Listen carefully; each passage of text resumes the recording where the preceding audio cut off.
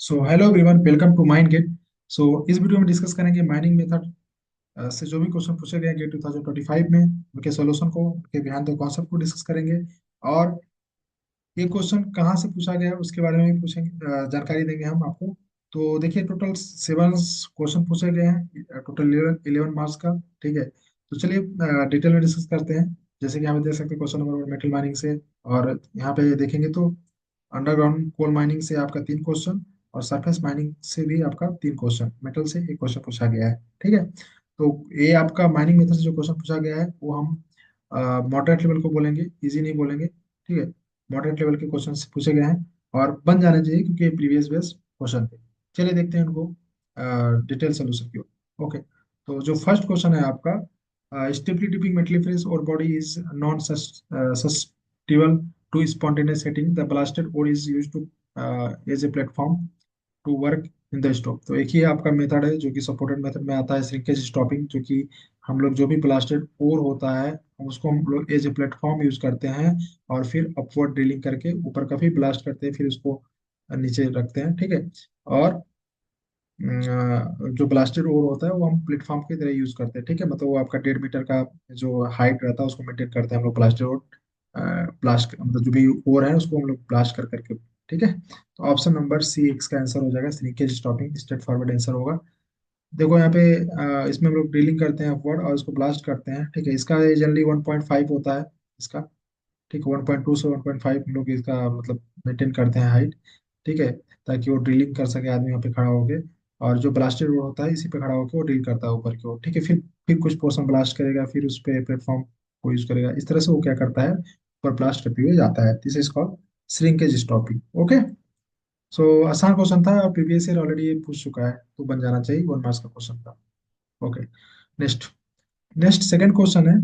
देखो इस क्वेश्चन में क्या दिया था, सॉवेल डंपर कॉम्बिनेशन में कुछ बोला था इसमें कि loading time of the dumper क्या है, 3 मिनट है। और सॉवेल सर्व कितना कर रहा है, 8 डंपर को कर रहा है।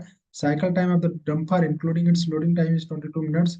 मतलब कि टोटल एक डंपर का साइकिल टाइम दिया हुआ है। और यहाँ पे आपका पूछ रहा है कि कितना waiting time of the dumper होगा। तो सिंपल सा अगर आएगा, इसमें क्या तुमको अप्रोच करना चाहिए कि हम पहले देखें कि मैच फैक्टर में वो जो डंपर का टाइम कितना आ रहा है, साइकिल टाइम कितना आ रहा है। ठीक है, फिर देख लेंगे उससे कितना क्या हो रहा है, कितना मतलब ज़्यादा है उससे। ठीक है, तो उसके हिसाब से हमारे सेपरेट मतलब डिफरेंस लेके हम लोग पता कर सकते हैं कि वो कितना पेड करना पड़ रहा होगा उसको। तो जो सॉल्व डिफरेंट कॉम्बिनेशन कहीं पे यूज हो रहा है, तो अगर वो 100% आइडियली और अच्छे से काम करे, ठीक है ना, तो दोनों का मतलब जितना टाइम में वो लोड कर रहा है उतना टाइम में वो दूसरा वाला भी निकल के चला जाए। दोनों का कॉम्बिनेशन तभी बैठेगा जब मैच फैक्टर आपका 1 होगा।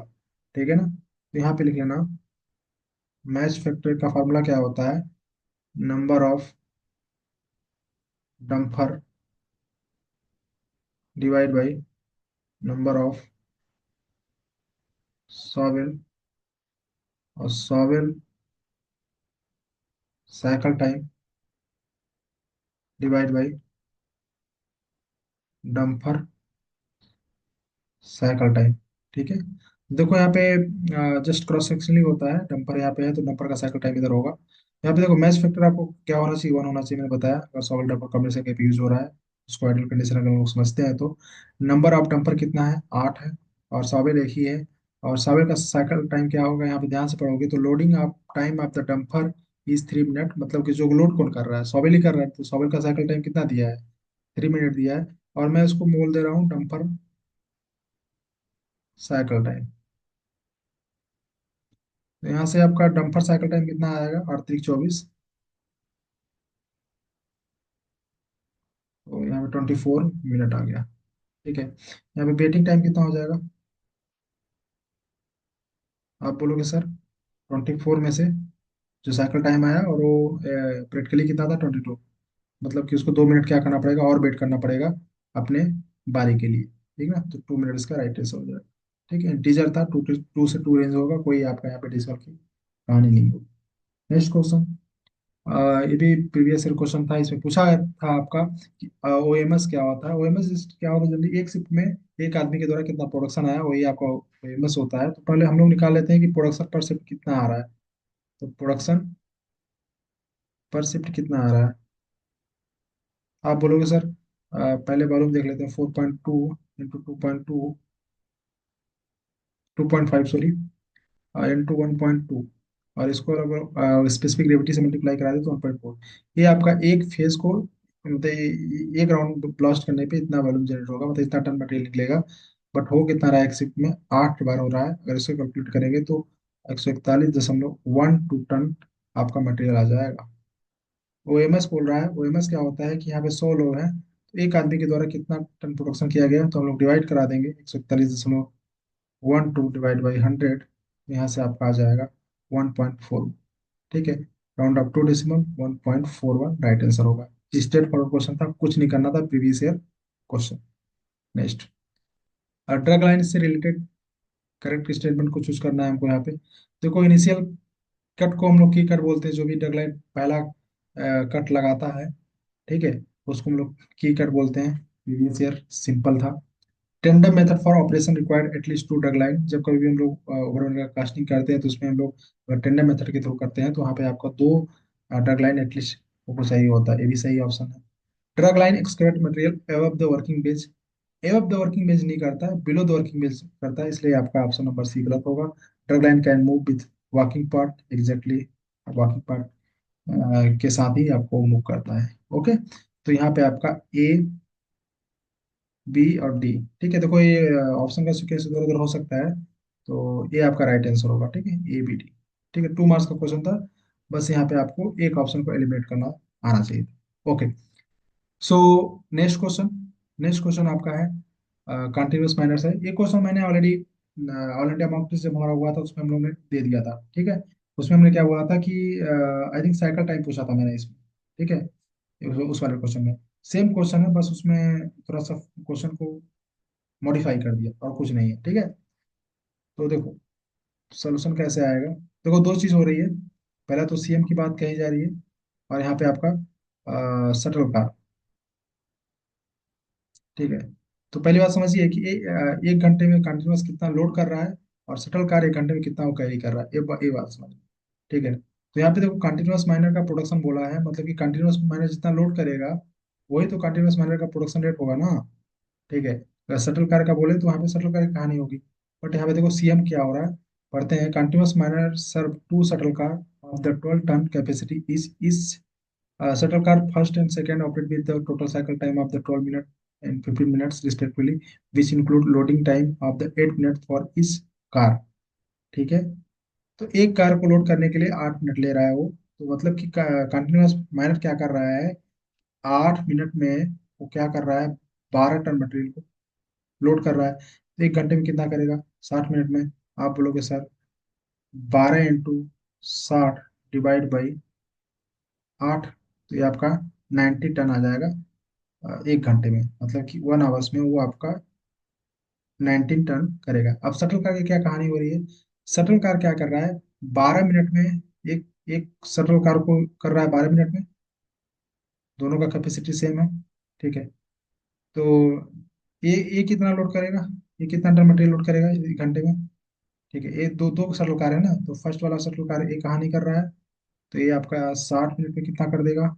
आप बोलोगे सर 12 इंटू 60 डिवाइड बाई 12, ये आपका आ जाएगा 60। ठीक है, इसी तरह से आप इसको देखेंगे आप लोग, तो ये कितना करेगा, 15 मिनट में ये कर रहा है 12 टन। ठीक है, तो यहाँ पे एक घंटे में कितना करेगा, 60 मिनट में। आप बोलोगे सर 12 इंटू 60 डिवाइड बाई 15, तो यहाँ पे हो जाएगा आपका 15 चौको 60, तो 15 चौको 60 और 48। ठीक है, ये तो आपका आ जाएगा 48। तो दोनों मिलके एक घंटे में कितना आपका लोडिंग, मतलब कितना मटेरियल को ट्रे मतलब डिस्चार्ज कर पा रहे हैं, वो आपका हो जा रहा है 108 टन। ठीक है, अब कुछ लोग आंसर इसको बोल रहे थे, कुछ लोग इसको आंसर बोल रहे थे। देखो यहाँ पे ऑलरेडी क्लियरली मेंशन करके दिया है कंटिन्यूअस माइनर का कितना प्रोडक्शन होगा। तो देखो ऑब्वियस सी बात है, कंटिन्यूस माइनर लोड कर पा रहा है 90 टन, तो 90 टन तो लोड ही कर पा रहा है ना, तो उसकी कैपेसिटी तो उतनी ही है 90 टन ही करने की। ठीक है ना। बट शटल कार की मैक्सिमम कैपेसिटी है 108 टन। ठीक है। बट हाँ, यहाँ पे आप कंटिन्यूस माइनर का प्रोडक्शन रेट कितना होगा, 90 टन ही होगा। ठीक है ना, क्योंकि सीएम के बारे में बोला है, तो राइट आंसर होगा आपका 90। ठीक है। ये पता नहीं इतना लंबा रेंज क्यों दे दिया है, बट ये आपका राइट आंसर 90 होगा इसका। ठीक है। वो शटल कार का 1 घंटे में लोडिंग मतलब उसको कैरिंग कैपेसिटी नहीं बोला है लाइक दिस। ठीक है ना। वो कंटिन्यूस माइनर कितना करेगा भाई, इसमें जो मिनिमम होगा मतलब 90 टन और 108 में से जो मिनिमम होगा वही वही आपका प्रोडक्शन रेट हो जाएगा कंटिन्यूस माइनर का, क्योंकि उतना ही प्रोड्यूस कर रहा है। ठीक है। और इसकी कैपेसिटी है 108। ठीक है। ऑप्शन नंबर सॉरी 90 इसका राइट आंसर हो जाएगा। ओके। सीएम का पूछा था, आसान क्वेश्चन। चलो नेक्स्ट क्वेश्चन देखते हैं। ये आपका ओवरऑल पिट स्लोप एंगल से आया हुआ है क्वेश्चन है। कंफ्यूजिंग बस ये हो सकता है कि width of the one bench is 24 metre, तो इसका फिर जो लोग भी फार्मूला से लगा रहे हैं उनका तो गलती आएगा ही।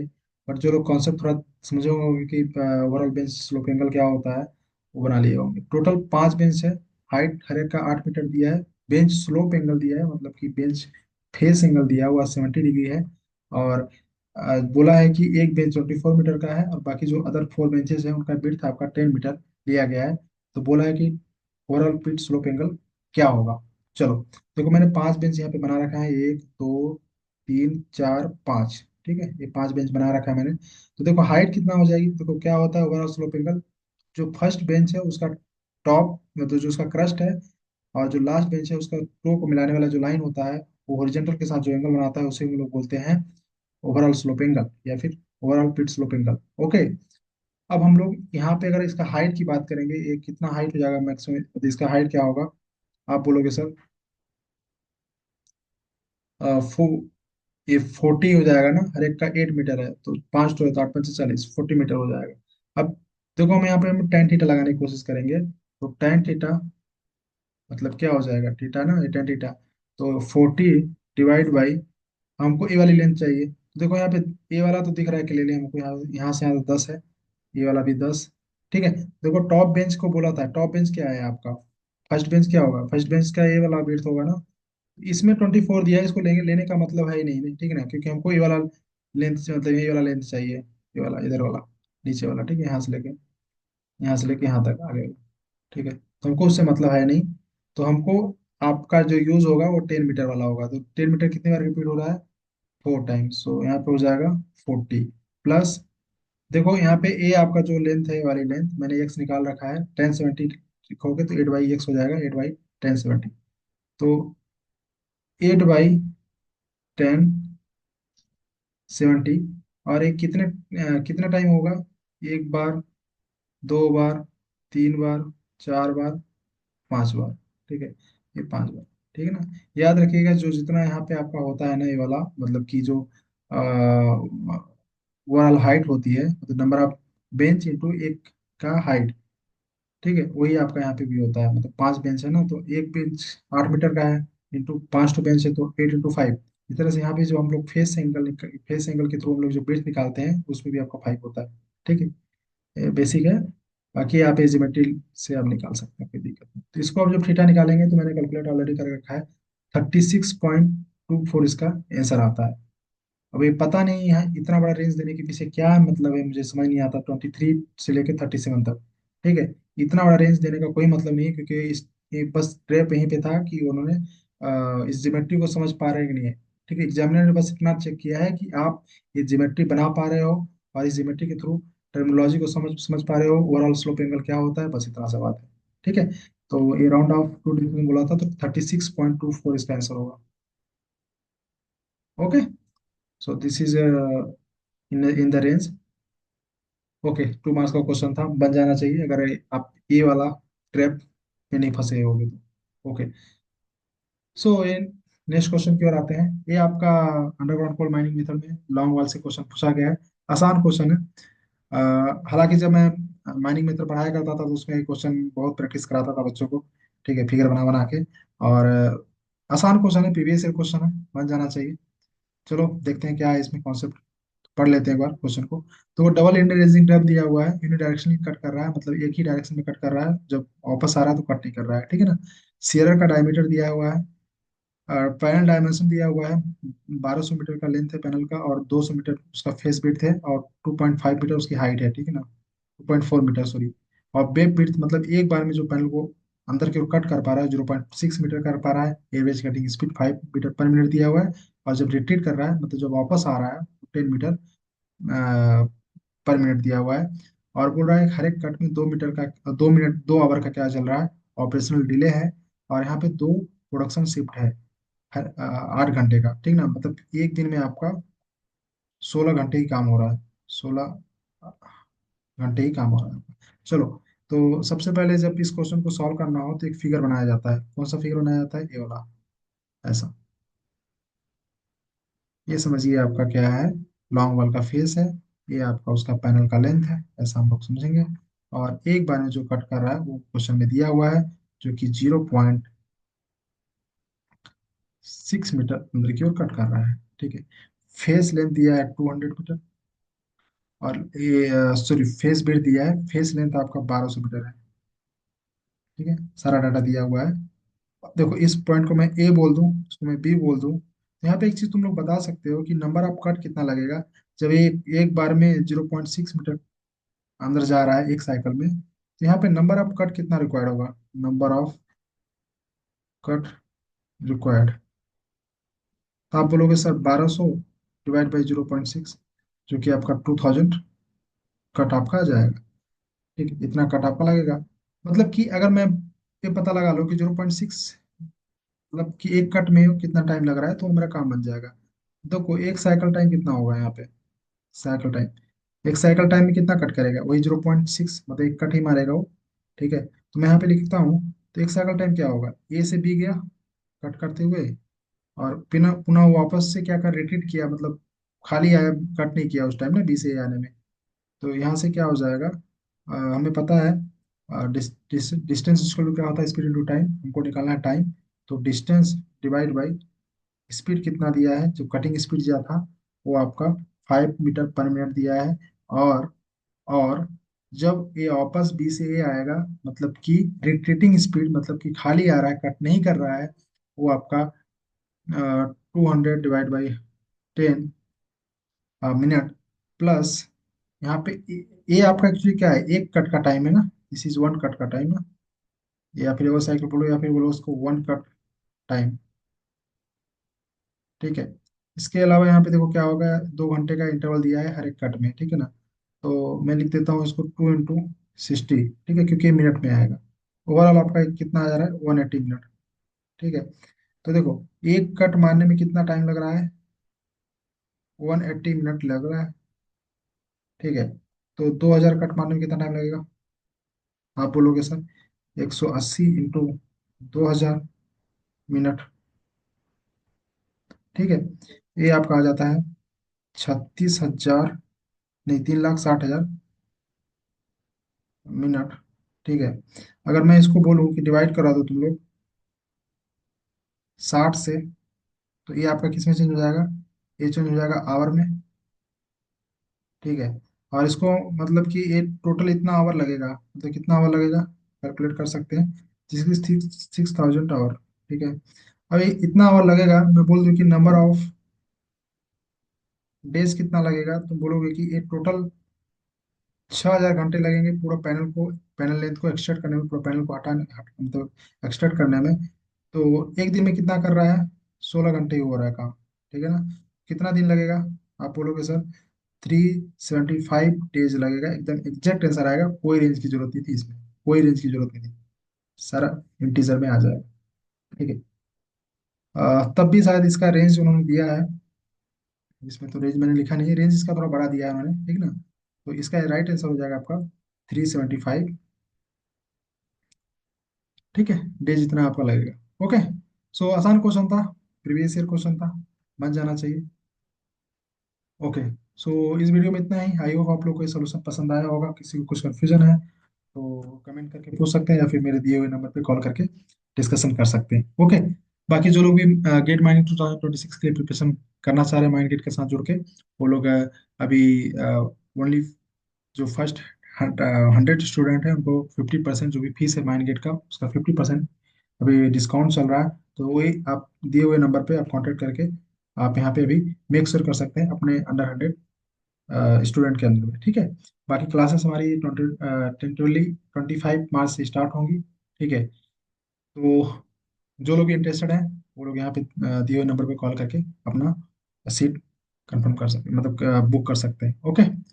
सो डियर्स, इस वीडियो में इतना ही, मिलेंगे नेक्स्ट वीडियो में। Thank you so much for watching this video. Bye bye.